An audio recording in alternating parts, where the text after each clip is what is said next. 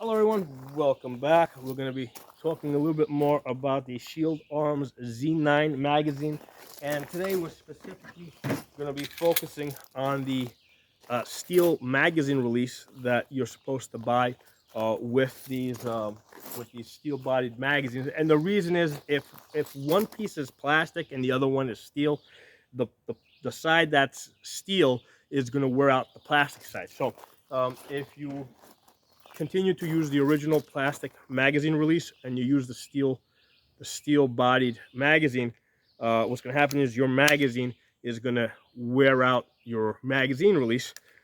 Likewise, if you insert this, if you install the steel magazine release and then go back to using your plastic factory Glock magazines, the steel magazine release is going to wear this out. And you can see it when I put this in there. You can see how this is a little harder to drop. Right, it drops a little bit harder. Okay, now, so here's the thing: if I were to use this Glock OEM magazine with this, eventually this would break in. The same way this body over here shows wear marks, right, where the magazine release basically wore into the paint a little bit and allows this thing to, drop out more easily. Eventually, that's going to happen to your Glock OEM magazine, and that's going to be fine. This will work. Problem is now if you take this magazine and you put it into another Glock 43 that has a plastic magazine release, it's going to be a little bit loose. Okay, so what I wanted to try out today is I wanted to try out these ETS magazines with the Shield Arms magazine release. And the reason is I discovered this when I started messing around with these Glock 43s. By the way, we are talking about Palmer 80 PF9 SSs. So these are Glock 43 clones. Okay, all of my G43s are G43 clones. So that's what we're talking about. Okay. So anyway, as I was saying, what I noticed a while ago that the ETS magazines are a little bit thinner than your factory Glock magazines, right? So here I got an empty one here. So you can see how when I put the factory one in, you see how when there's nothing in there, it's a little harder to get this to drop. Well, when you put the ETS one, see how it comes flying out. You still gotta press it hard, but it will. There you go. It comes flying out. But there's still a lot of pressure involved. Okay. So what I want to do today is I want to fire a few shots with these ETS magazines. With this Shield Arms magazine release. Put my ears on.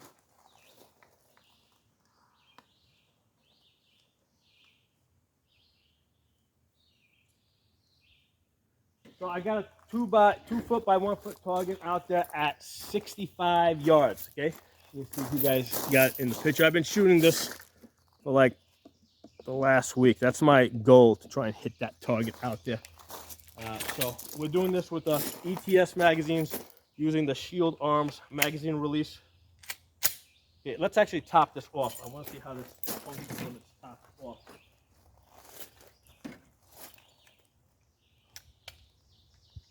Okay. All right, let's get out to 65 yards, 2 foot by 1 foot target.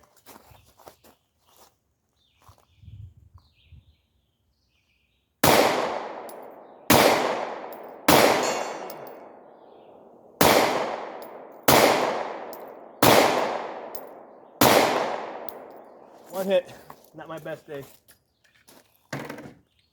Let's try it again. ETS magazine. This time, let's try it at the close targets, but what I'm going to do is I'm going to do it one-handed. Let's see how we do one-handed with this.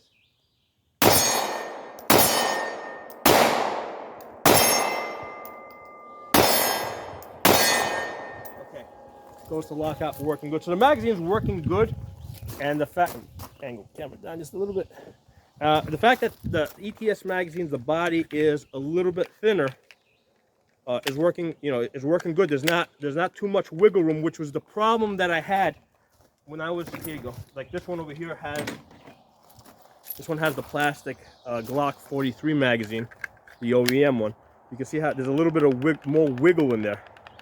Okay, that's got a little bit more wiggle versus, right? You see when I press this, that comes flying out, right? See how that shoots out of there? All right. So when I put it in this one here, okay, you gotta press. I gotta press it harder. Yeah, you gotta press harder. All right. So it's. Am I getting it? See, it does come out, but you gotta press it harder. So these ETS magazines, it seems, are gonna work better with this Shield Arms magazine release. So the benefit of this is I don't have to worry about damaging my Glock OEM magazines, because I can just continue to use these with the other guns, the other G43s that have an OEM magazine release, right? So I can match these up, but with the G43s that have the Shield Arms magazine release, I can use these ETS magazines that seem to be working pretty good and are considerably cheaper. Still got to press hard to get it out of there. Okay, and considerably cheaper. So even if I do damage these, like, you know, and I scratch these up and these break in, I mean, I don't care. All right. But these, you know, I have found these. I am finding these to be very reliable with this magazine release. When I was testing the ETS ones out with the OEM ones, I was finding, because of that wiggle, occasionally I would get a jam. You know, because if this thing moves around, it can change the angle. Other thing I noticed is because this was a little bit looser, it was a little easier on the recoil to hit the magazine release, and then the magazine would come loose. So that's why I stopped using these. But now that I have this Shield Arms magazine release, I'm going to start experimenting even more with this. Let's go back to the Z9 magazine, right? Because this is the goal here, is to continue to test this Z9 magazine. Let's get this out. Let's go back to 65 yards.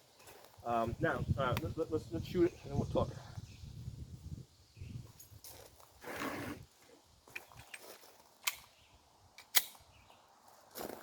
All right, let me angle you guys out there. Make sure you guys can see the target. Yeah, you guys can see the target. Okay. I mean, you're not going to see the hits, but you can hear the pings, basically. Let's see if I can improve. Yeah. 65 yards.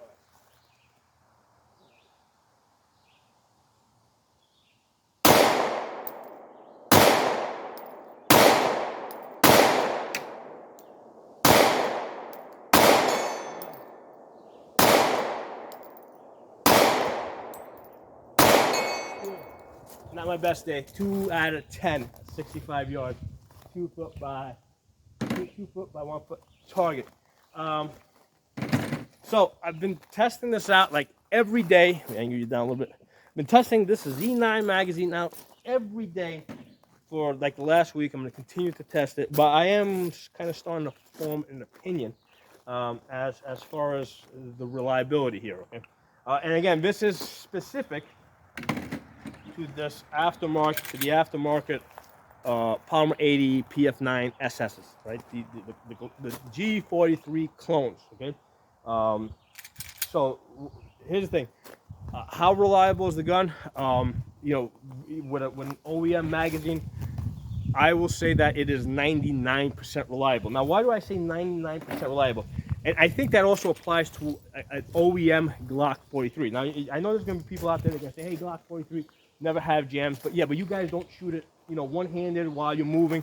In order for the gun to work, the bottom part has to stay steady while this goes back all the way. Okay, so if you're shooting this one-handed and moving around, and the gun moves a little bit, that slide's not going to come back all the way, and the gun's going to jam up.